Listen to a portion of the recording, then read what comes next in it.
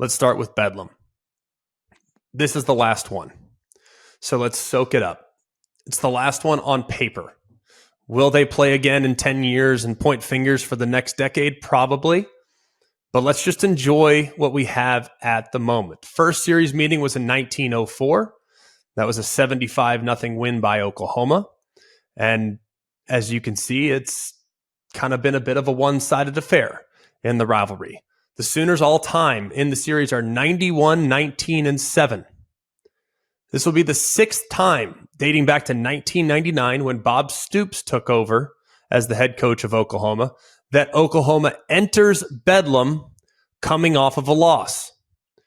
You're probably wondering, how did Oklahoma fare in the previous 5 instances? Well, in 2022, they won by 15. In 2009, they won by 27. In 2007, they won by 32. In 2005, they won by 28. In 1999, they won by 37.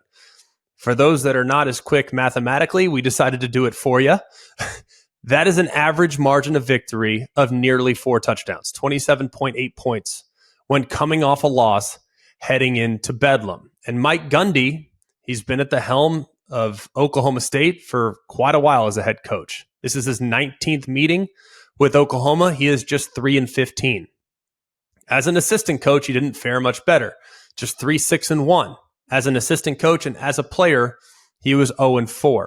That's 6-25-1 with Mike Gundy on the sidelines in some form or fashion for the Pokes. The big matchup in this one is very, very obvious. Ollie Gordon, a running back that a month ago, many of us, self included, didn't know a whole lot about. But Oklahoma State has found themselves right in the mix for a Big 12 title as a result of Ollie Gordon's presence. He's been a revelation, so to speak. They were thought to be dead in the water, there Oklahoma State was. I know I definitely pushed them to the side, and I regrettably kind of didn't even really think about them when the page turned to October. Back-to-back losses against South Alabama, which was convincing, and Iowa State, thinking Oklahoma State's not going to do much this year, right? Well, insert Ollie Gordon to become the focal point of the offense. Played a little bit there in that game against the Cyclones, had 121 yards on 18 carries, but since that time, Ollie Gordon has rattled off 5 straight games over 100 yards. And in the last 2 games, he ran for 282 and 4 touchdowns against West Virginia and 271 yards and 2 touchdowns against Cincinnati. He also, if you watch him, he does a really good job of setting up defenders and making guys miss. He's forced a ton of missed tackles. I don't necessarily chart missed tackles. There are publications out there that do. I just look and see whether or not a guy is on the ground and whether or not he had a chance to make a tackle. But I do look at yards after contact. And yards after contact, he has nearly 660 yards after contact. That is number 1 in college football. 660 yards after contact. Number 1. Gosh, the last 5 games, he's been on an absolute tear. And as a result, the Oklahoma State offense has really adjusted to his strengths. And they're going against an Oklahoma defense that has been fine against the run, but not elite. They are 43rd nationally in yards allowed per play. Now, if you look at how Oklahoma fared the first 4 weeks of the season, they had really shown a lot of growth on that side of the ball, especially when it came to tackling. But last week against Kansas, especially in the first half, it was a huge problem.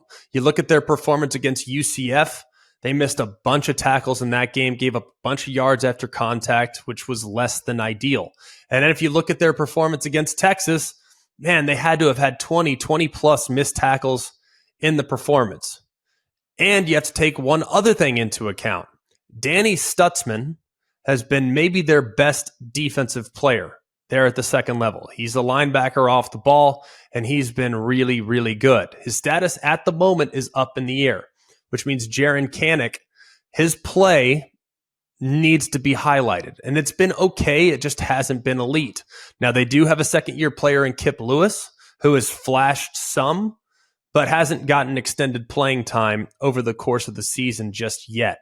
So if Stutzman is out and in comes Kip Lewis, that could be something of significance. Another thing to account for in this game. Can Oklahoma State slow down Dylan Gabriel and company? Now, Oklahoma State, while running the ball really well, they are 90th in the FBS in passing yards allowed per game. Now, Oklahoma, they want to find some of those plays downfield. Losing Andrell Anthony for the season against Texas was a significant blow. And their lack of aggressiveness the last couple weeks feels like it's become a bit of a talking point. I would anticipate Oklahoma going back to the drawing board, and I would anticipate them thinking of ways to push the ball down the field. That was a huge strength in the first 5 or 6 weeks. It has now come back to the mean a little bit the last couple weeks. Now, defenses have adjusted, and they deserve credit for that, but they need to find ways to get Jalil Farouk down the field in one-on-one situations. His frustration was obvious last week when watching the game against Kansas, even threw his helmet to the turf after the final play and was really, really upset. Naturally, I can't blame him.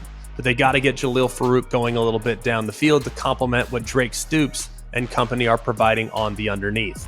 Couple of trends to keep into account in this game. Oklahoma State is 18-5-1 against the spread against AP-ranked teams since the start of the 2018 season. They are a traditional giant killer. Meanwhile, Oklahoma is 13-4-1 against the spread against Oklahoma State since the start of the 2005 season. This one is a very difficult one for me to predict. It's very difficult. I'm taking Oklahoma. I look at how they've bounced back in the past in situations similar to this.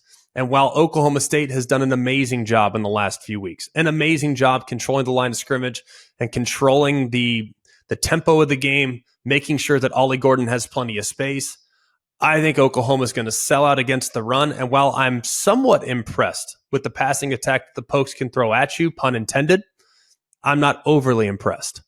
I think Oklahoma can pick off a pass or two and ultimately break this game open. I like the Sooners to get it done in Stillwater in what should be a hotly contested atmosphere there on Saturday afternoon.